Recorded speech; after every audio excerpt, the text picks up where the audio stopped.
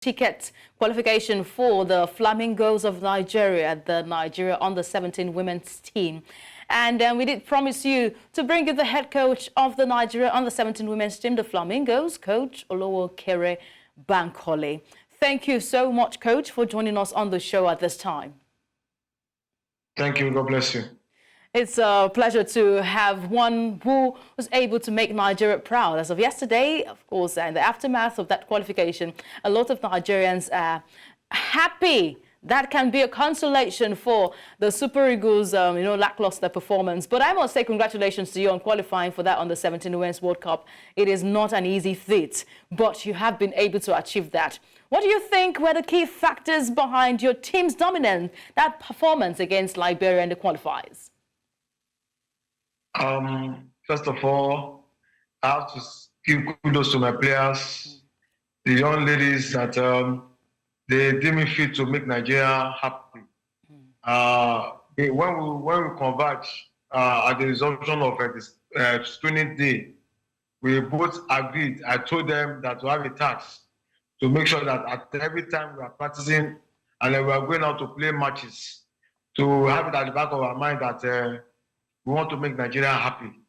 We want to make Nigeria proud. That whenever they are watching us, they feel proud of watching us anywhere, any part of this world.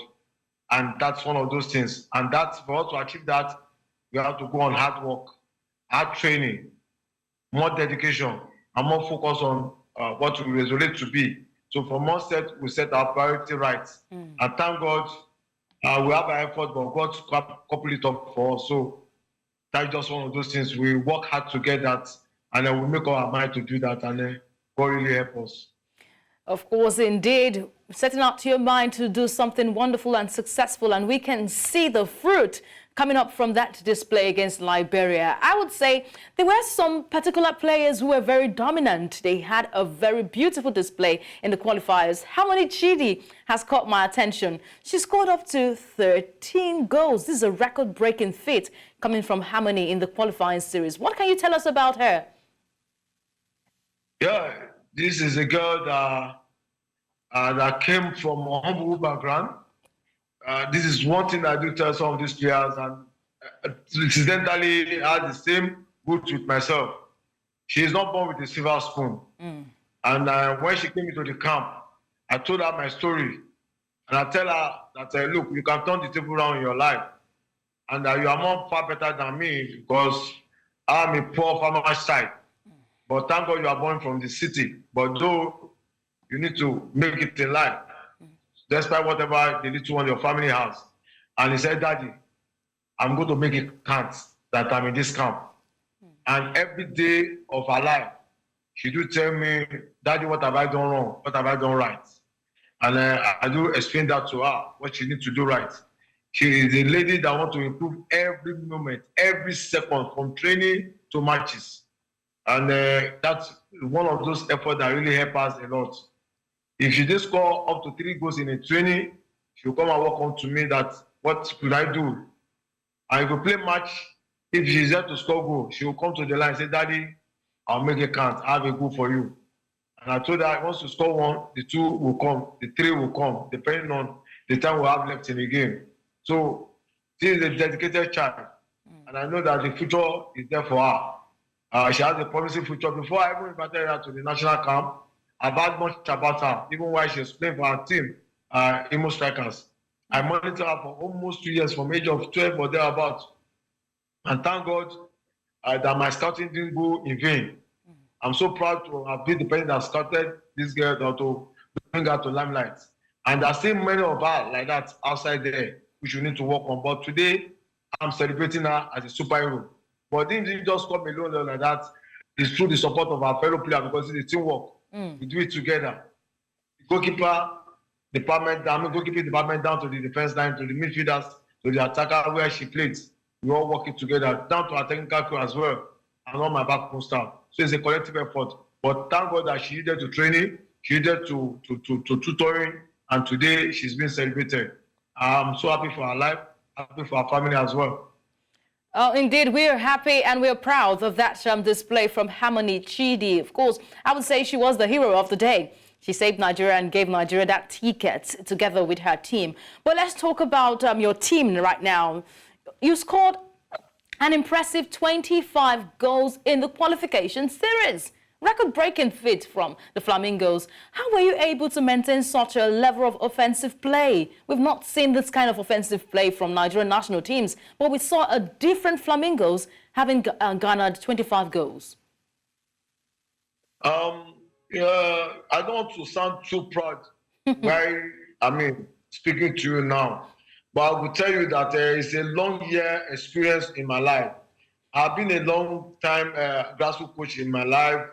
I've done it over and over when I was in Lagos State, and that's my background. That's where that I got all that I have. Lagos State really equipped me, prepared me for the world. And by the time I got the job for the National U17 female team, way back 2020, I said this is an opportunity for me to exhibit what I know. And to say a couple of experience for me because it has been a grassroots something, it's kind of developmental something. So putting the wealth of experience that I've gotten over time while I was working there in Lagos, and 2020 that I've joined the Nigerian Football Federation, as a national team coach, I think that is good enough for me. And I haven't done that 2022 to qualify Nigeria to the World Cup and going to the World Cup, go far to surpass the past record. I think it's part of those experiences I have to gather.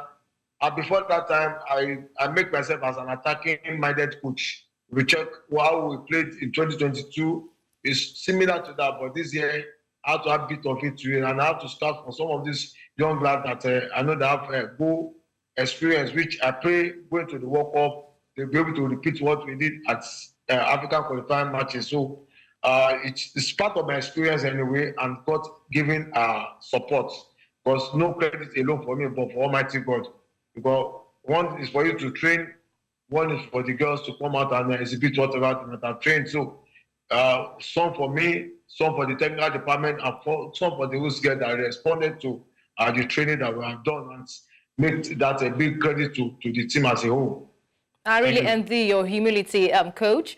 But I know teams like Central African Republic and Burkina Faso are not teams that you want to underestimate. I saw that performance against those teams, and I was sure that the Flamingos indeed were a changed team against its two sides. What strategies did you employ to ensure that you had such decisive victories against these two strong sides?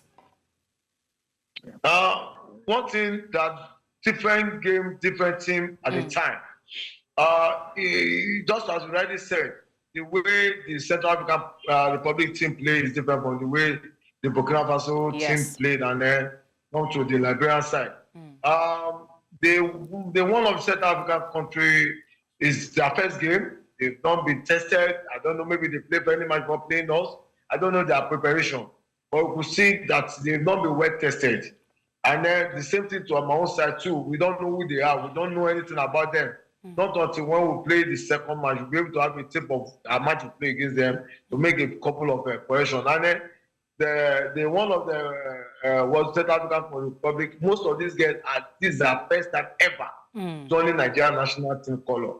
Again, this is the first time ever some of them will be traveling outside the country. So a lot of things happen in that match. So as I'm progressing, and then you talk about the maturity. So those things really work after we have played the first and second. Thank God that we are playing Liberia the last match. God, they are a very tough side. Yes. They are very rugged. They are very, very aggressive. And then they are more tactical anyway. I give it to them. Because you see the way they approach, look at the way they qualify, playing, winning Senegal. They know what they want. You can see their coach was talking to when he came to Nigeria that he's here to turn the table around. But I told him, because we have our way, we have a plan that nobody will stop us from going to World Cup, because Bankole has tasted World Cup and the streets, and I want to be there again. Now I've told the story to my players, the ones that have not been there before, and they want to see what I've been telling them. So it's a bit of psyching. This is what this young lady needs. You need to be with them like a father 24/7. You need to cardio with them, you need to farm plates with them. When you need to school, when you need to joke with joke. So these are things, a lot of things you need to add to take care of these girls, because sometimes they're far away from home or their loved ones. You need to create an environment that, look, I love you as the way your family loves you too. And then also my technical crew, we have to do that, stand as a father, as a mother, and son as your sisters, and that's some of those things. So it's good for us that to be able to do this one, and thank God that God has been able to assist me to go this far, to do this one for our country, Nigeria, at this present time that we are. And despite the tension around in the country, at least yesterday is a joyful moment all over the country, all over the world, where Nigerians living. Yes, you did indeed put smile on the faces of Nigerian football fans. They say a woman always have the soft touch. So I think the Flamingos have been able to come with their soft touch with that win to qualify for the Under-17 World Cup. But let's talk about the Moshood MKO Abiola Stadium. I know that the fans are very important, and we have been clamoring for a lot of fans to come support women's football. How would you describe the atmosphere and the support at the MKO Abiola Stadium? Honestly, Nigerian community are so fantastic because despite the bit of tension around the country and despite the festive period, because that yesterday is time that most people travel from one corner or the other of the Nigerian community. I mean, traveling for a Salah festive. Yes. And they still find out of their little time. I remember some of my friends, excuse me, that said, look, I'm supposed to be traveling for the Salah festive, but because I want to watch these young girls, I saw what they played against Burkina Faso, and I still want to see them again. They are fantastic. I want to spend my time. Many of them, they called me like that. I said because of they are sure that they will not be disappointed, and that's why they want to come. And you see them in numbers, so I have to appreciate them. In fact, that's supposed to be my opening a remark to appreciate Nigerians wherever they might be all over the world, and a big thank to Nigeria Football Federation for giving this opportunity to me and this young girl and my technical crew and all my backroom staff. I just want to appreciate everybody for coming because you will see some of our Gabi, they were all around. And I look back when we scored the first and second goal, see them rejoicing because of this young lady. So it's overwhelming. They're coming out. I really appreciate that. It's a good impression that they love these young girls and they are backing us to go and do well wherever we're going. So it's a sign of support to us, a sign of trusting in us, and a sign of believing in what we can do. So I will promise them, this is eyes on it. We are going to do more going to the World Cup by the grace of God. Okay, we have our focus right now on the future, and that's going to Dominican Republic for the Under-17 Women's World Cup. With the World Cup being held over there in Dominican Republic later in the year, how are you preparing? What are your expectations? What are the goals Nigeria should expect from you? And also, where do you think there should be improvement going into the World Cup? Thank you so much, Juan. If not because of you, I'm seeing the mood of celebration. And me and girls, we are seeing the mood of celebration. You should relish it, Coach. Because of the respect I have for the media, so I just have to honor this invitation. And though for me, as a technical person, right from the day we had the last match to play, because we set it up 180 minutes. We play 90 minutes there in Liberia, the remaining 90 minutes in Nigeria here.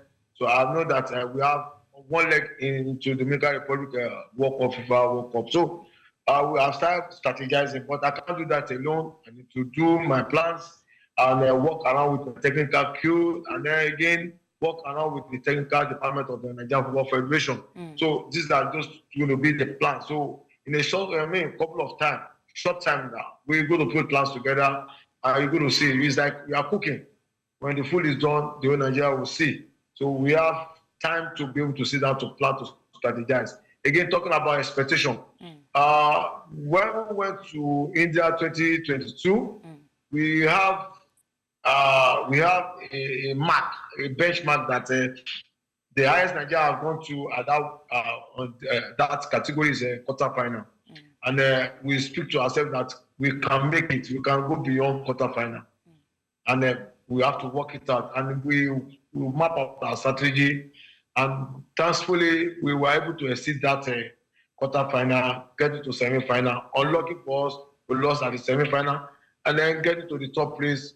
Thank God, we came out with what Nigeria call golden bronze. Now we have another benchmark of bronze.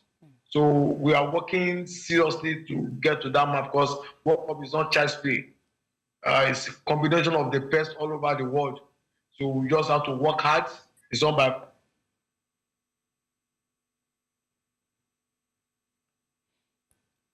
Okay, I think we are having some network issues. Coach, are you still with me? Please go ahead. Yes, we also work out to make sure that we get up to that the stage that we are in 2022 in India. At India. So this time around, if you can surpass that at that level, I'll be so much happy. And then if you can go ahead to get to where the cup final, I've not been there before. I'll be so much happy. So until then, well, the first target is for to get the match that we have done before. All right, I'm speaking right now as a woman, and I know that I've got that confidence that the Flamingos will go all out, surpass even that bronze medal finish at the World Cup in India. Coach, before you go, please, your final message to fans, supporters club, as the Flamingos will head to Dominican Republic. My message goes thus. First of all, I want to appreciate all the Nigerians, wherever they might be all over the world, that have supported us to this level. And I still want to employ them, I want to plead to them, their mothers, their fathers, their uncles, their sisters. They should not relent in supporting us. We will not let them down. I've never let them down before. I will make sure that we will not let them down. This is how to see you as a person. So I have integrity, and I have a territory to defend, which is territory of Nigeria, just as Nigerian Army is defending Nigerian territory. This is my way. This is my part of my own nation building, to support what the federal government, what our president is doing, what all the local government are doing. This is my own way of supporting the good work for Nigeria to be reckoned with all over the world. So I'll make sure that I work it out with my crew, with my players, to make sure that we make it count when we get to the World Cup. More so, I just want everybody in Nigeria to sympathize with me, because on my way getting these tickets, I lost my mother. I just have to keep my mother at the mortuary since March to date.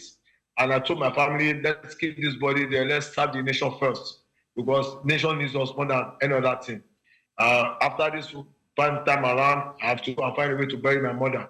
And that's the sacrifice I make. And I know that at one point in time, people make sacrifice for the nation. This is for me, and this is what I've done. This is what I did secretly without anybody knowing. And I know that the nation will continue to support me for Nigeria to strive better at the World Cup. With the support of Nigeria, Nigeria will go higher at the World Cup.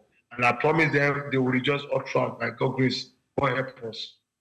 All right, to serve the country with heart and mind. We sincerely sympathize with you, the loss of your mom, and we pray her gentle soul rest in peace. Thank you so much, Coach. We will be crossing our fingers, hoping and praying for the Flamingos and your technical team as they prepare for the Under-17 World Cup in Dominican Republic. We have been speaking to the coach of the Under-17 women's national team, the Flamingos, Coach Olowookere Bankole. Thank you so much.